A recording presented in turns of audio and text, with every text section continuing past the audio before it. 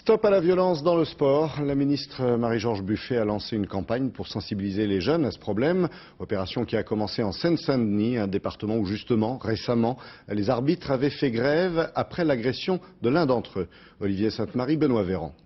Marie-Georges Buffet signant des autographes, l'image est rare, mais au Blanc-Ménil, la ministre des Sports est avant tout une fille du pays. Jusqu'à peu, elle était députée de cette ville où se déroulait aujourd'hui le 14e tournoi international de football des moins de 13 ans. Une occasion rêvée pour lancer sa campagne de lutte contre la violence dans les stades. On a beaucoup parlé de ce département parce que les présidents ont lancé un cri d'alerte, mais il y a eu des violences dans d'autres sports et dans d'autres départements, parfois des violences très graves. Donc c'est une mobilisation nationale qu'il nous faut, pas simplement départementale.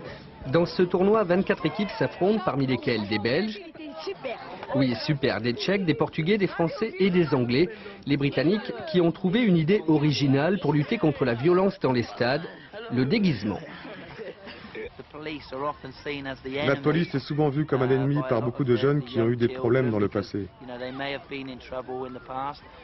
Les policiers s'habillent avec une tenue de coach pour les entraîner, et après quelques jours, ils reprennent leurs uniformes. Et là, les jeunes sont surpris de voir que c'était des policiers. Chez nous, les dirigeants préfèrent privilégier le dialogue. Lors de ce tournoi, les jeunes peuvent donc discuter avec les arbitres, régulièrement la cible des joueurs.